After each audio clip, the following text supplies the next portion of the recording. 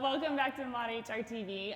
Today means absolutely everything to me because we have Miki Loveless here who just joined the Mod HR family officially the beginning of this month, and I could not be more excited. Like I cannot wait for everybody to experience how wonderful she is. The Secret Life of the American Teenager, what is it about? So she gets pregnant at 15.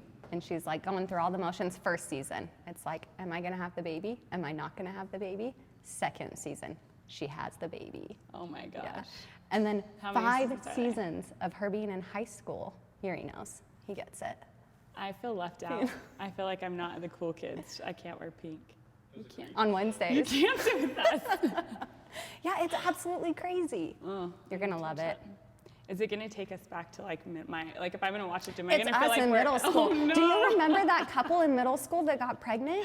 No. And oh my gosh, it was crazy. At Crescent View Middle School? Yeah. Who got pregnant? I didn't know their names ever. Ooh. I think she We're I being think she got shady sent millennial away. palm trees right now. That's what we are being. Shady, shady, shady.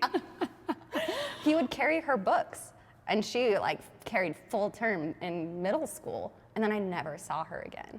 I think that you were a lot nicer in middle school than I was. I think that there are a lot of people that would say that I was a total asshole. But that's just the truth. Why do you think that? Because I had no friends in, this is why, I really know why it is, because I had no friends in elementary school because I was like black and people were mean and they like said my skin looked like poop. And so then I went through like, yeah, right? And then like through the summer I was like, well, I'm not gonna get made fun of anymore. So then when I went to middle school, I was a total dick. What elementary did you go to? Altera. Oh, we missed elementary together. Yep, but middle school. So then middle school, I was a jerk. And then high school, I sort of started to even out. And then after high school, I was like, well, I think I should probably work on this attitude thing. Like I'm not in elementary school anymore. That was the moment. That was the moment. So last night, I'm driving. After we have a conversation, you like calm me down, like I'm freaking out. And I'm thinking, okay, tomorrow, what am I gonna ask Miki about? Like, where do we start with her being at Mod HR now? And it, like, I'm bawling on the way home. And it, like, I'm gonna try really hard, cause not to. But no, even you telling me over there, I was like starting to tear up. Cause we started, like, we met in middle school, and then we were friends, and our paths have just kind of like gone like this. And so I'm thinking last night, do I start in middle school? Do I start in like, well, then I left and I went to different high school. That's when we went like this way. And then you lived with Gentry, who was like one of my best friends ever. So then I see her then. And then it's a couple years later, I get married, you get married. I Not get married to divorced, those you people get divorced. anymore. Getting back together. Yeah. And then the next time I see you was, we were both, it was at the Living Planet Aquarium, and I was like, oh my gosh, you're in HR. It was like my first HR event that I went to, because I was like, so HR is a thing. Like there's a tribe of people, there's HR people. You're like, oh my gosh, I found my tribe. So I think we're both like finding our tribes at the same time. And so that happens. That was that was like 10 years ago. Because that was, my first HR gig was 20, at 20. And I think that the first time I went, like that event, I had to have been 23-ish, so maybe 7-ish years ago. Yeah. Which is crazy to think about. Oh, but HR wasn't, it wasn't a thing you like knew about and you went into. Everybody fell into HR. Yeah, for sure, I definitely did. So then, and then I don't think I saw you again until another HR event. And Weren't you living south? Or no, have you always been up here? Yeah. I was living, no, I did go to Dixie for a little bit. Yeah, I remember that first one that you were in St. George. That was and I was an like, experience. What? That's for like a whole nother day. Yes, and then we, like networking events. And then I think it was when I quit my job and I was like, I'm gonna start an HR business. I called you and we went to coffee. And I was like, okay, this is what I'm gonna do. What do you think about this? And you were like, yeah. And I had left my job at that point and was You consulting. were about to. You were still at Christopherson, I'm pretty sure. You hadn't left. You had I think you had just started. And that's when we went, and I was like, I'm doing this. And you're like, yes, do it. You made all these introductions. You can totally do this. And then I think we did a few more like random things. We met up a lot at Kiln. We would have a lot of just like working Check-ins. breakfasts and lunch and things. And then I called you last year and was like, do you want to come and talk about racism on camera and like why, like police brutality in a time when people were losing their jobs and it was rough, and then 2020 was really, really hard. And you were like there through all of that. And then like, hey, I need some help at Mod HR. Like, do you want to come be my like right-hand person? I can't do this by myself. And you're like, yep, let's do this thing. Let's do it. It's been crazy. So all these like. Do you feel like that pandemic is like dog years? That we had like 7 years in 1 year? Because just going back and like talking through all those things, I'm like, that's all happened in like a year and a half. I know. Like that was like probably 10 years. the thing I'm the most proud of in my career was, let's face it. And it was so hard because it was It like was 5 so years. hard. Yeah, I had a really bad 5 weeks. And you had a really, like, your personal life, you had been like going through so much, but then also you were managing all of it, like all of the guests and the panelists, and like really digging into something that wasn't just conversational, it's emotional, like digging at people's souls. Yeah. And so it I was had like no not idea an it was easy gonna thing like to rip do. up so many scars, right? Like and expose so many things, but it was like needed. It was. And then- Absolutely. and so fast forward and now we're here. So good, I got through that and I did not cry, which is fantastic. But I Just feel like the beautiful, tears are glistening coming. eyes. I know. Thank you. That's a great way to put it. I don't cry, I glisten. So now you're like on this like crazy ride and we have to talk every single day. Is it hell working with me? I just want to know. Absolutely not. No. Last night when you called me, I was sitting in my room and like you called me and it wasn't even a thought. You know, like when somebody at work calls and it's after hours and you're doing something and you're like, ugh. I was like trying to answer my phone. I was like, what's up, Sydney, what's up? And I meant it when I was like, text me. If you're like, if tonight's like, you know, anxiety, if you have a lot of stress going on, like text me, let me know what's up. Yeah. It's very much like I feel that we have a friendship before a professional relationship. Yeah, I mean, it started in middle school when we were both like in our 12. awkward, weird phases, which I definitely was. What's your weirdest middle school memory? I don't know if I want to say that on camera. Go with your second weirdest. I just had an awkward, like, I was awkward until 10th grade, I think. I was fair. loud. Like, we were just talking about, like, people would say, oh, you're so loud. And I get that all of the time. And it was always like a trigger for me because I can't control how my voice is. I feel like I talk about it all the time and it's probably to overcompensate for my insecurity. It's fine. I don't think I got less awkward until like 28. So like 2 years ago. How when did I stopped being less awkward. You think you got less awkward at 28? I would say that. I would agree with that, yeah. I fell a lot into myself, you know, like that you really, really figure out who you are and just lean into it. The weird animal person, anytime somebody is like, my personal brand is lizards. Anyone who No has one a else lizard. can like get away with this except for Miki. Like my personal brand is lizards. Who says that? Like only you would say that. Like if I said that, people would be like, "What is wrong with her?" But I you, didn't it's even like, start that it. totally makes sense. And I just don't go with know. it. You're like, yeah, that adds Okay, up. tell me more about how do you even get to how do you even get to having a personal brand about lizards? I don't. I think that it's enough that people know I'm so into animals and that I'm that weird lizard person. It started in middle school. I got my first lizard in middle school. That's when I became weird Yes. and didn't really lean into it till 2 years ago. Yeah, I think you probably did try and cover that up until a few years ago, and now I think we Yeah, have I was like, I'm not weird. In high school, I had a bedroom where half of it, I built an iguana enclosure. So I shared my room. Like, you could only go in my room to go to my bed. And otherwise it was an iguana enclosure. What? What did it smell like in there? Delicious, I'm sure. Apples. You're the same person that wants like a tortoise. She wants to adopt a tortoise. What are they? What kind are they? I want a desert tortoise, a DWR desert tortoise. I didn't even know that you could do that. You can't, it's really hard. I've been on a waiting list for a year and a half. Okay, so we're on like the rabbit hole speaking of animals. So I want to know, like you just said, you just found yourself at 28. And one of the things I see this, people think your personal life doesn't affect, like personal and work are completely separate, but that's just not the case. You're like, one person. Like you're one person and you can, I can try and say less of the F word at work, and I do sometimes. But like I'm still the core, right? Which means that all of my baggage comes with me to work too. For sure. And like all of your insecurities that you have at Well, you can't home. have a bad morning and then just like turn it off and have a good afternoon. It goes into it. Yeah. So like, how did that show up for you when you are in a corporate setting where you just didn't feel comfortable with yourself until 28? Like, what was that shift? I think the shift is that for a long time you have imposter syndrome, or you have that feeling that there's someone smarter, there's somebody else out there that does it better, or that even people in your organization that they know more than you know. Yeah. And when I finally just started to lean in the fact that I was like, I keep getting hired, people keep wanting me on projects, like I must know what I'm doing here. And that side became less overpowering. And so then the side of me that's just like happy and enjoys being around people and extroverted and loves animals can be like the foot that I lead with instead of that imposter syndrome foot and like trying to check things at the door. Yeah. I haven't even conquered that, not even a little bit yet.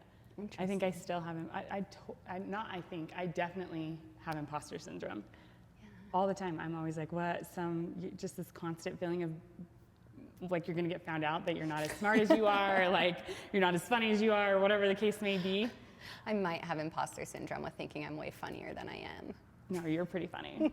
Okay, so maybe like a month ago, I was at this conference and I was speaking at it, or I was hosting or whatever, and I walk in and I meet this lady for the first time because we're like in the virtual world, right? Like we don't meet people. Yeah. People you talk to for like a year and a half. Yeah. I still haven't met Grant in person. Oh, me either. That's really weird. So I go to this event, and like knowing that imposter syndrome is like at my core, right? I walk in and this lady is like, I get introduced. This is Sydney, and she's hosting, and she goes, "You look nothing like your picture." I'm like, "Oh, thank you." What do you even say to that? Like, I'll let my photo editors know. Like, how? I don't even know how do you respond to that? I don't know. Has anyone ever told you that? No, but I have a really hilarious story to insert here. Okay. A friend of mine went on a Tinder date with somebody and shows up, and the first thing that she says to him is, "I thought you were a lot taller." No. And that's the first thing, and he's like, "What do I say back to that?" Yeah, what do you say back to that? He literally said, "Nope, this is my height."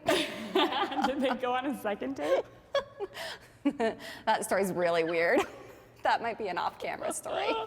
I will remember. I love weird stories. We'll check that one for later. Well, maybe that person and the lady that was like, "You look nothing like your picture," maybe they should hang out, because very like weirdly, brutally honest. You're like, oh, some things we keep to ourselves. I feel like people have been more and more like that. I took myself on a date last weekend, and the guy at Brio, my server, goes, I had a salad and I had an appetizer. He sets the salad down and he's all, "I do not know how you are going to eat that. I would be so full off your appetizer." I'm looking at him like, no. I'm still not over that. It was a week ago. Just turn him around, grab his shoulders. You're like, I'm sure you have other people. That's so rude. Oh, okay, so you do not feel like it is crazy working with me. That's where we win. Do you feel like it's crazy working with me? No, dude, you compliment everything that I am not great at. And that's what I love about it. I love that we are just completely open and honest with one another, and that there's this like level of comfortability there that just allows us to freely talk. And like, how my crazy works, and I think, no, it's true. Like You start to find your people and understand how they work and like how you best complement them, or like, their strengths, like your strengths with somebody else's weaknesses, like how you can plug in. Yeah. I'm really good at keeping everybody else's shit together. Yes. I'm not good at keeping my own. And so I have you have to know your weaknesses and your strengths in your personal life, in your professional life, in everything. And so, I know that that's not the case. And so I feel like you complement that in so many ways. And I'm sure our clients feel that. Yes.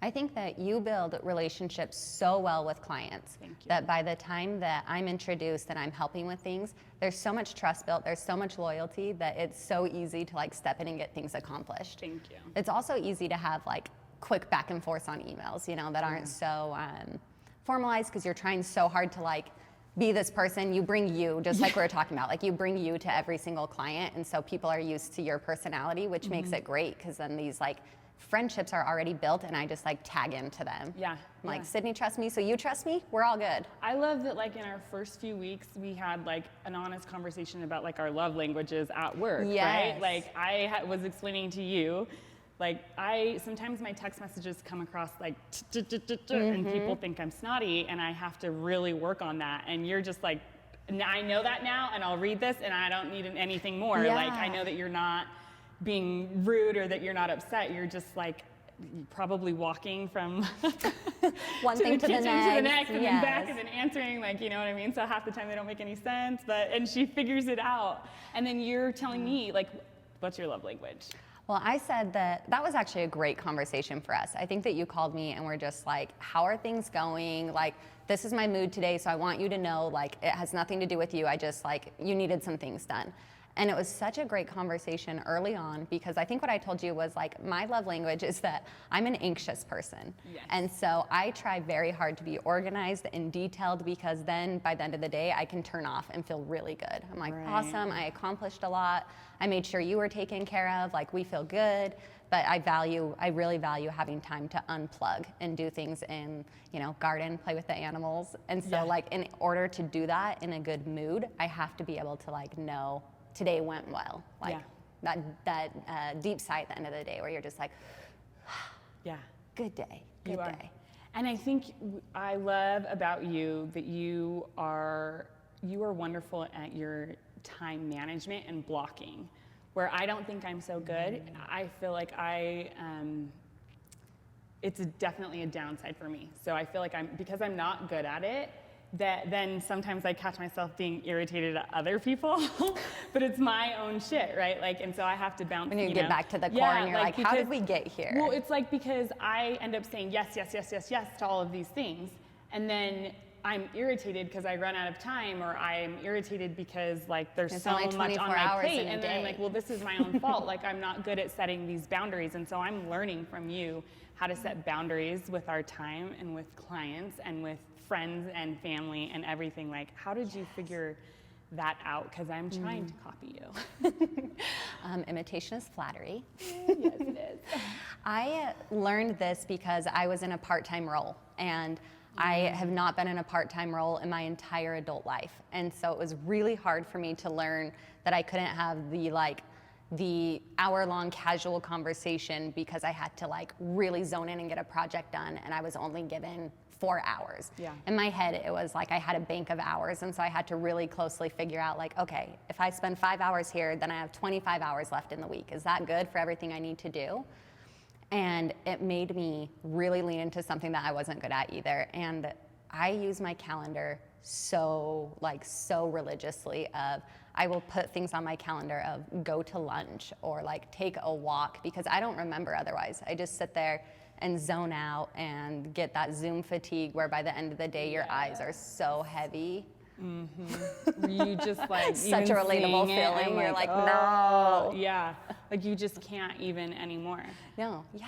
Well, I think you do that, and it translates so well to clients because they know when you're available. You're super clear with that, and then it's like because you're so structured with your time. It's like you're real with it. If I'm like, hey, Yes. Miki, I need this done, you're like, not gonna happen until this time. Or like the responses that I get from you will be like, okay, I can do that, and I'll get it to you by the end of the day, but then I need you to like tell me where are the other things that are going to be bumped across the Yes. priority list, and I sincerely appreciate that.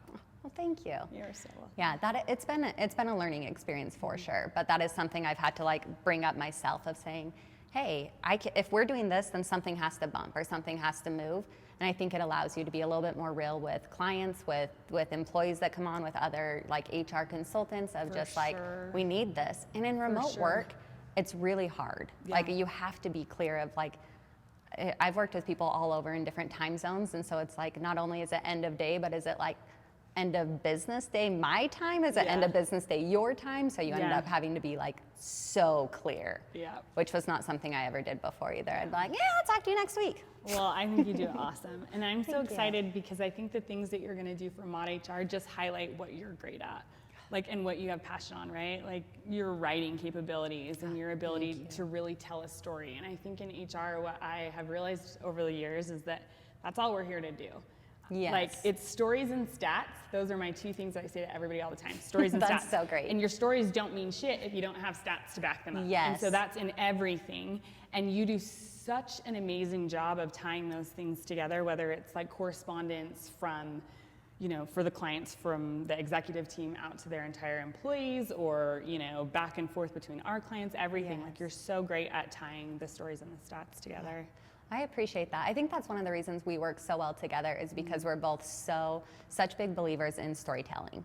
Like, in anything you're going to create, be in your personal life or corporate, it has to have a story behind it. Any policy, there has to be a story of a reason why. If you just put something in place, no one cares. No one cares. You have to tell a story. You have to give context to why this matters. And I think that's like the exact same thing in your personal life. If you can't talk about lizards, like, who are you, you know? I love that. Well, that was like the foundation of Let's Face It last year too, right? Was that like the power of storytelling is everything. And if you can hear somebody's story about the experiences that they had that are really uncomfortable when it comes to racial, you know, issues or police violence or all the different things that we discussed in that, like, if you stop talking and you just listen to, you know, what it is that they're going through, that's how bridges are built, you know, and that's how we all come together. And it felt like even before, you know, last year, that stories weren't being told enough. It felt like in 2020, people started telling their stories a lot more. And that it mattered a lot more because people are sharing. And so then you don't feel so removed. It feels so much more personalized, and you know somebody and you can like put names and faces to their stories, and it means something so much more than just words. I think I started feeling more comfortable sharing, you know, my personal stories and the things that I've gone through last year for sure, because at the end of the day, your story is what makes you who you are, and you have to find a way to say it. You have to find a way to feel comfortable with it, and, you know, be proud of what your story looks like, you know, and that takes a lot of work. At least, you know, it has for me. It does. It takes a lot of work. I feel like that's something that keeps evolving too. Like, you remove pieces of your story and pieces of your identity and put other things into place when they are more true to who you are. That's totally true. I'm so excited for the future. I am so excited for you to actually kind of be doing the behind the scenes of all of this Mod HR TV stuff and helping translate the vision. And I think what is the best part about you being here is that we both have like a sincere passion for HR and just like the human experience. And it's going to be amazing to have you in front of the clients and really just like translating that passion to everyone that we come in contact with. You're wonderful. So thank you so much. And I appreciate you continuing to say yes to me to all of these crazy things. And so hopefully there's like more yes crazy. Man, but yes woman. Well, I really appreciate you having me here today and just like inviting me to be part of this journey with Mod HR. It has been so much fun. And this last month, as I've been like transitioning out and transitioning into Mod HR, it has been so much fun. I really enjoy working with all the clients. The social media has been so much fun. I'm getting to do so many things that like you only get to do in startup. You know, you only get to play with all the software implementations, take every software demo possible. That's my jam. I know, it's so perfect for you. It's so perfect for you, which is so perfect for me, which is so perfect for all our clients, which is just like, it's just a match made in heaven, and I'm so excited. Thank you so much. I love you so much. I love you so much. That sounds so cheesy, but it's actually the truth. When you hung up the phone the other day, I'm pretty sure you said bye, and I said I love you. I know, I probably said the same thing. That's probably not HR compliant.